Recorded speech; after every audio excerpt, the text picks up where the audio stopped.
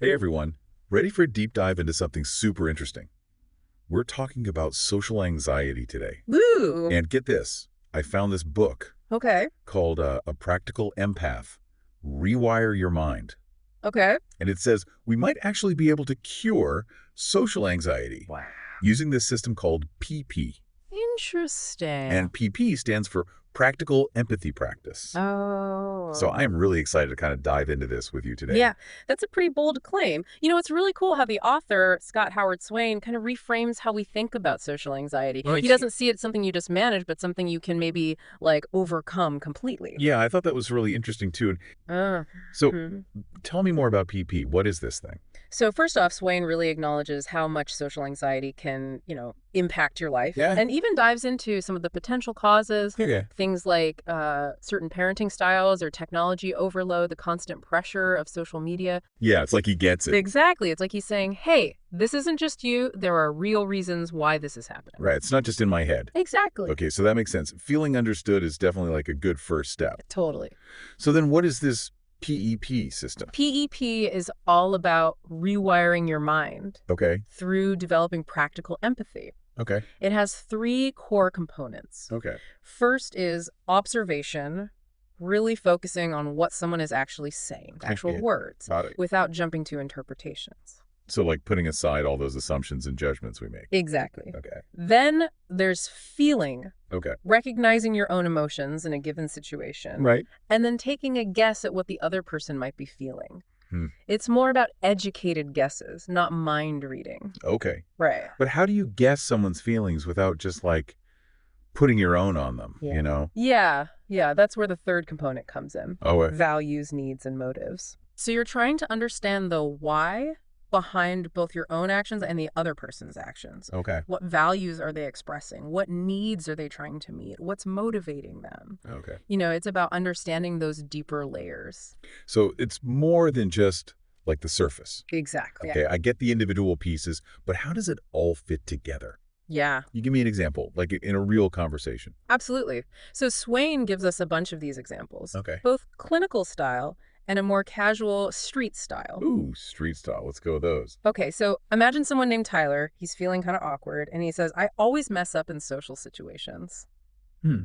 How would you respond to that? Well, I'd want to acknowledge their feelings first. Mhm. You know, Uh-huh. maybe say something like, it sounds like you're feeling uncertain in social interactions.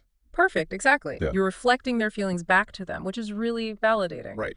Now, to dig a little deeper into the needs and values behind those feelings, you Okay. could follow up with, are you wanting to feel more confident and at ease in conversations? Oh, so you're not giving advice. Yeah. You're like helping them figure out what they want. Right, exactly. Okay. By recognizing those underlying needs, Yeah. you open up possibilities for finding solutions and strategies. Yeah. Okay. So we've seen PAP in action with Tyler. Uh-huh.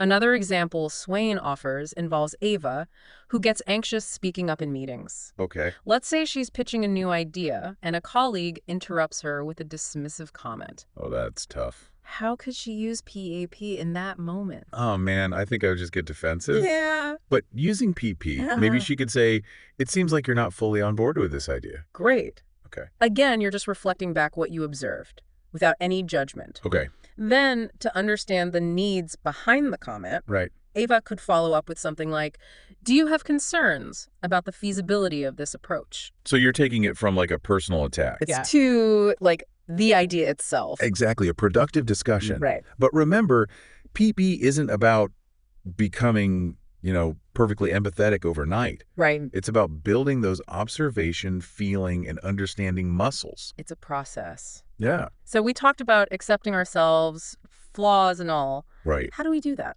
Well, Swain offers some exercises. Okay. Like the one where you reflect on a past mistake, Right. Another one focuses on developing empathy for others. Oh, tell me more about that one. Okay, so next time you're in a social setting Okay. where you can observe people without having to engage with them, Right. pick a person and just try to imagine what feelings and values and needs might be present for them in that moment, Okay. you know? So if I'm at a coffee shop, Yeah, I exactly. could just pick someone and be like, what are they feeling? Exactly. What do they need?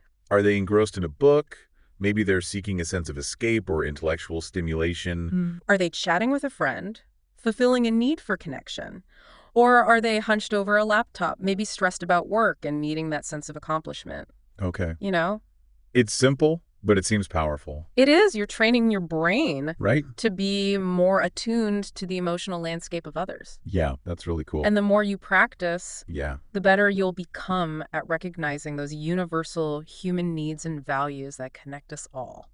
This has been really cool. Mm-hmm. But we're out of time for this part of our PE deep dive. Oh. Do you have any final thoughts?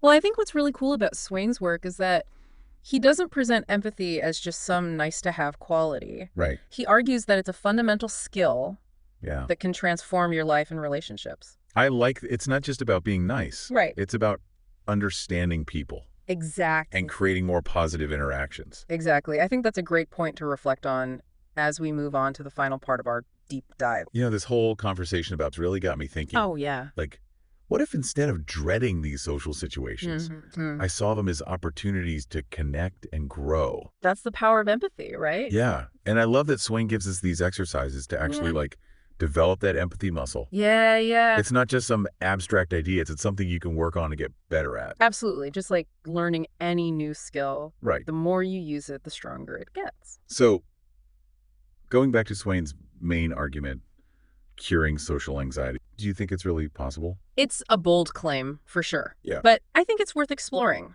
Yeah. You know, his argument is that social anxiety often comes from this lack of self-acceptance Right. and a fear of being judged. Right. But if we can develop empathy and compassion, both for ourselves and for others, then it makes sense that our social anxiety would lessen. I see that, yeah. If I'm more accepting of myself, then I'm not so worried about what other people think. Exactly. And if you can understand that everyone, even those who seem judgmental, are driven by these basic human needs, right, then you're less likely to take their, perceived judgments personally. So you're kind of taking the power away from those anxieties. Right. Because they're often based on assumptions, not reality. Precisely. And by shifting your focus from, fear and self-doubt to understanding and connection, you can create a much more positive social experience. This has been so fascinating. Yeah. I'm definitely going to check out Swain's book again. Good. And try those PEP exercises. Awesome. Any final words of wisdom for our listeners? Just remember that empathy is a journey, not a destination, Right. It's a practice of awareness, understanding, and compassion. Be patient with yourself. Celebrate those small victories and trust that the more you practice, the more naturally empathy will become a part of how you connect with others.